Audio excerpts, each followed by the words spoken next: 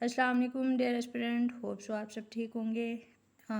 हमारी जो CSS PMS के हवाले से ऐसे में जर्नी चल रही थी ना, तो हमने देखा था कि ऐसे की आउटलाइन जो कि इशू बेस्ड ऐसे है उसको कैसे बनाते हैं, ठीक है। सेकेंडली फिर हमने टेररिज्म का फुल ऐसे देखा कि उसको हम किस तरह से लेकर चल सकते हैं। जो भी हमारे क्वेश्चन पेपर में जो भी क्वेश्चन होगा उसको किस तरह से डिकन्स्ट्रक्ट करना है, ठीक है। जो भी आप सवाल लेंगे, अब आप पे है 7 से 8 क्वेश्चन होंगे, तो 8 से 9 यानी कि CSS के लिए आपने उसमें से वो वाला टॉपिक उठाना है जो कि आपको बहुत ज़्यादा अच्छे तरीके से आता है और आप उसको अच्छे तरीके से डिफेंड कर सकते हो और उसके साथ जस्टिस भी कर सकते हो, ठीक है।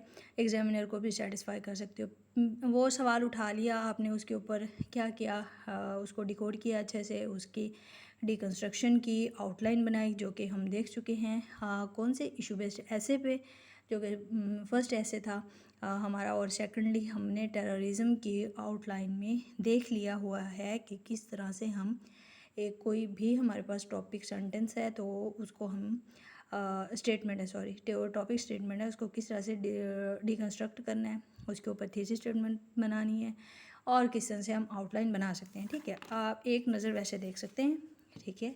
ये जो कि हमने लास्ट ऐसे उसमें वीडियो में देखी थी, ठीक है। इसके ऊपर फुल हमने एक वीडियो बना चुके, नहीं देखी तो लास्ट में जाकर पहले देखें उसको, उसके बाद आए इंट्रोडक्शन को जो हम किस तरह से लिख सकते हैं। देखें जी, तरीक़ाकार ऐसे को लेकर चलने का 101 है, ठीक है, और हर तरीका पास है, लेकिन पास उस वक्त होता है जब आप एक जो भी मेथड लेते हैं ना उसको सॉलिडली फॉलो करने की कोशिश करते हैं। ऐसा नहीं है कि 5% एक टीचर को उठा लें, 5% जो है ना दूसरे टीचर को उठा लें, तो वो चीज़ आपको फेल कराती है, ठीक है।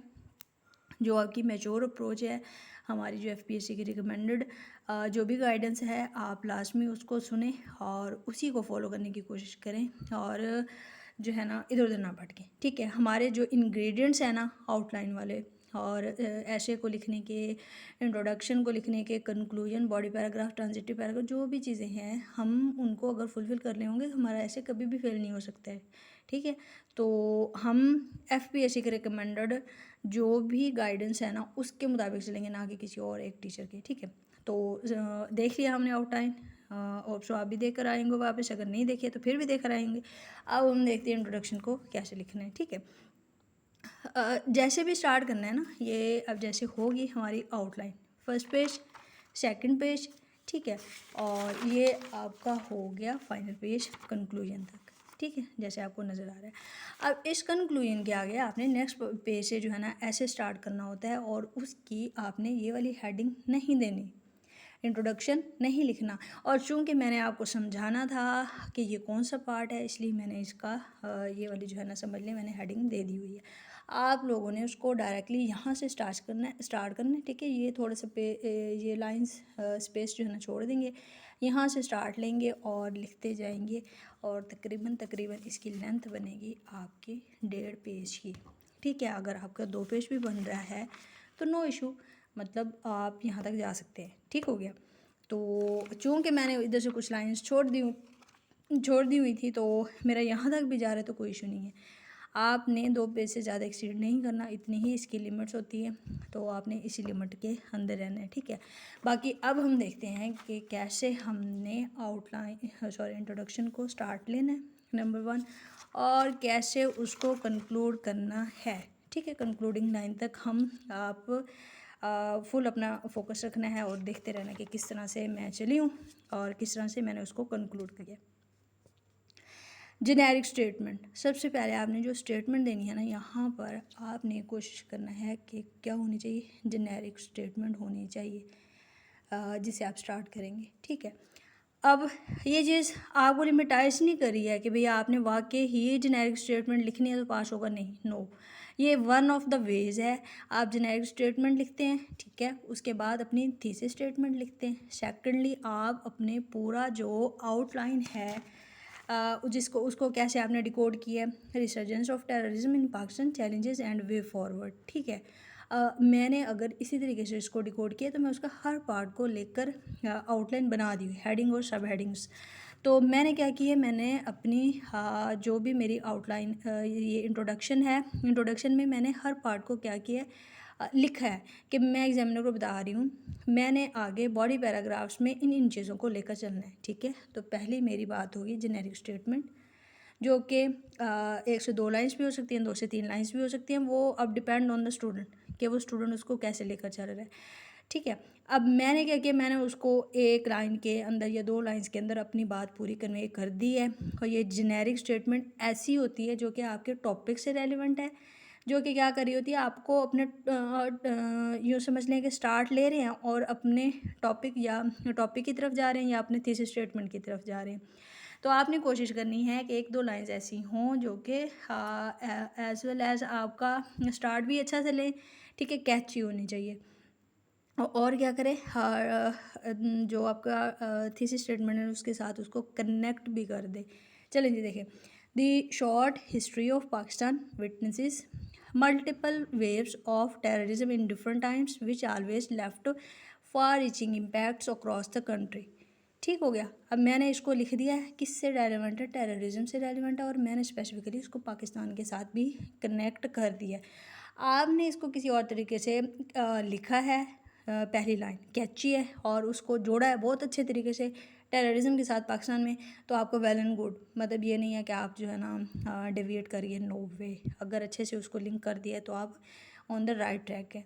The recent wave of terrorism is just a part of the chain of terrorist activities done earlier in Pakistan.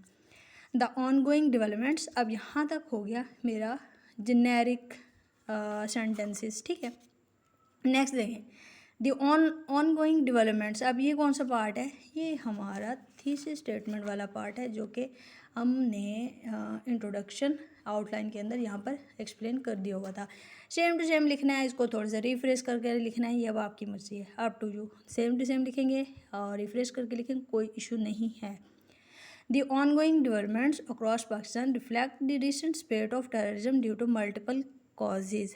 This resurgence has been posing serious ramifications not only at security but also at socio-economic and political fronts.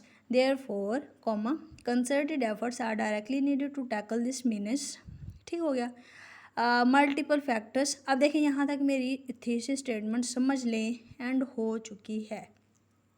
अब मैंने क्या किया है, अब मैंने next जो भी ऐसे के अंदर पोर्शन है ना, वो कौन सा है, वो है जी आउटलाइन उठानी है आपने और उसको सामने रखने। Manifesting resurgence of terrorism in Pakistan and it's standing in the history of Pakistan, मैंने ये वाला। अब थोड़ा सा मैंने ये टच भी दिया, साथ साथ ऐसा ट्रांजिटरी लाइन लिखी है जो कि मेरे किसकी तरफ जा रही है, फैक्टर्स लीडिंग टू रिसर्जेंस इन पाकिस्तान, ठीक है। तो ये दोनों का टच देगी। अब पढ़ने की कोशिश करते हैं। Multiple factors are responsible for this insurgency once again which also have historical roots and damage the image of Pakistan at international level. हो गया ना, मतलब मैंने क्या किया है, मैंने थोड़ा सा हिस्टोरिकल या यूँ समझ ले थोड़ा सा रिसर्जेंसी का व्यू भी दे दिया है, उसका सिनेरियो, ठीक है। और एट द सेम टाइम मैंने ये भी बता दिया है कि बहुत सारे फैक्टर्स जो है ना वो इसके लिए रिस्पॉन्सिबल हैं, ठीक है। Short cited myopic policies of Pakistan towards Afghan Taliban. अब मैंने क्या किया है, मैंने फ्रेज़ की फॉर्म में अपने ऐसे से पॉइंट्स उठाए हैं, ठीक है, और एग्जामिनर को बता दिया है कि ये वाले मेरे पॉइंट्स हैं, ठीक है। Short sighted Afghan policy, short sighted policy of Pakistan towards Afghan Taliban, unilateral abrogation of cease fire agreement by Afghan Taliban and reunification of violent non-state actors among others are some serious causes behind its resurgence। ये हो गया आपके causes, जिसको मैंने बंद कर दिया हुआ है, ठीक है। अब मैंने जाना है नेक्स्ट इम्पैक्ट की तरफ। अब सेंटेंस पे आपने फोकस करना है। Considering it's adversarial impacts, security issues, poor image of Pakistan across the world and decline in investment are prominent widely। ठीक हो गया। अब देख लें मैंने इसको क्या किया है, चलें जी, मैंने ना क्या किया है, यहाँ पर 3 से 4 फ्रेज़ की फॉर्म में उसके इम्पैक्ट्स बता दिए हैं। देख लें दोबारा से। Considering its adversarial impacts, security issues, poor image of Pakistan across the world and decline in investment are its prominent impacts. ठीक है, प्रोमिनेंट इम्पैक्ट्स हो गए। Similarly damaged infrastructure, process of displacement of citizens and increase in sectarian violence are some other manifestation of it। अब मैंने क्या किया है, वही आउटलाइन से जो कि मैंने सब समझ लें कि सब हेडिंग्स बनाई हुई थी, उनको फ्रेज़ की फॉर्म में 3 फ्रेज़ उठाई हैं। ठीक है, और यहाँ पर उनको क्या कर दिए, मैंने सेंटेंस के साथ जोड़ दिया हुआ है। ठीक है, नेक्स्ट देख लें।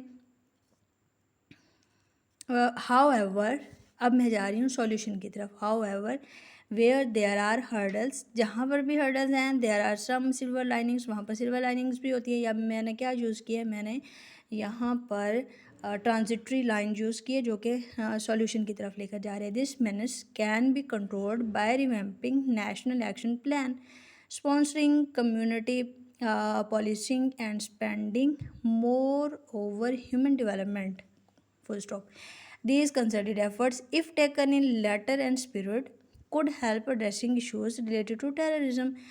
In the words of Antonio Guterres, अब देखिए मैंने यहाँ पर ना इसको एंड कर दिया है। ठीक है, जो कि सॉल्यूशन बता रहा है उसको एंड हो गया। In the words of Antonio Guterres, comma, the Secretary General of the United Nations, terrorism is one of the prominent issue of this era, which demands global efforts by our relevant stakeholders। अब मैं आपको बताती हूँ कि मैंने क्या formula यहाँ पर फुल फ्लैज यूज़ किया है। मैंने स्टार्ट किया है जेनेरिक स्टेटमेंट से, उसके बाद मैंने तीसरी स्टेटमेंट दी है, उसके बाद मैंने क्या किया है, जो भी आपका नेक पोर्शन है आउटलाइन के अंदर, उस नेक पोर्शन को थोड़ा सा ट्रांजिटरी वे में यूज़ करने की कोशिश की है। फिर मैंने क्या बताए हैं, उसके कॉजेज़ बताए हैं जो कि हमारे इस आउटलाइन के अंदर सेकंड या थर्ड फॉर्मेट में मौजूद थे। कॉजेज़ बता दिए, 3 कॉजेज़ उठाए हैं। 3 से ज़्यादा होंगे तो आपने ऐसे ही करना है, एक सेंटेंस में 3 कॉजेज़ लिखनी है और फुल सेंटेंस की फॉर्म में लिखना है। ठीक है, फ्रेज़ और उनको आपस में मिला के आपने फुल सेंटेंस बना देना है।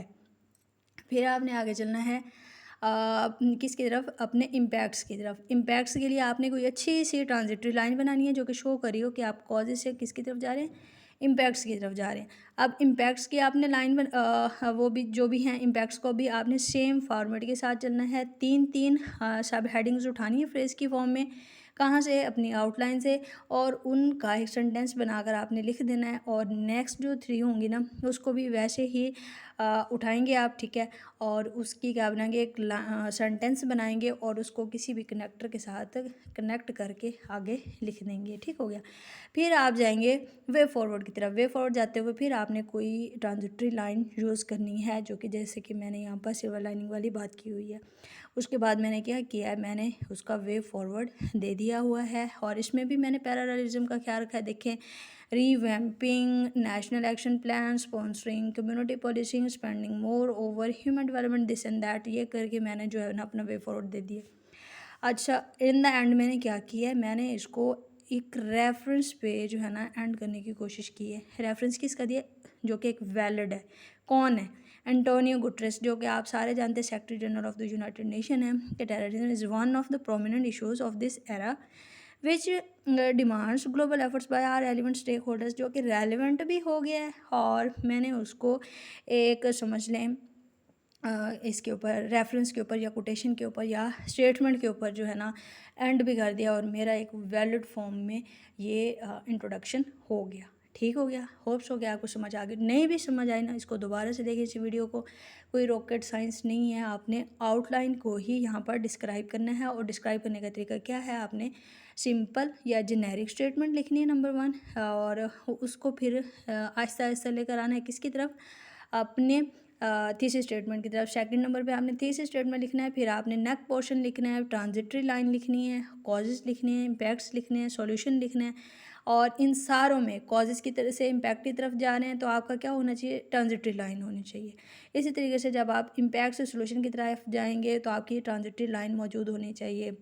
और जब आपने एंड करना है तो उसको एंड किसी स्टेटमेंट के साथ, रिपोर्ट के साथ, किसी भी चीज़ की, बुक का हवाला भी हो सकता है, वो अब आपकी मर्ज़ी है, उसके साथ आप एक अच्छे तरीके से उसका एंड कर देंगे। ठीक हो गया। तो ये है हमारा इंट्रोडक्शन लिखने का तरीका।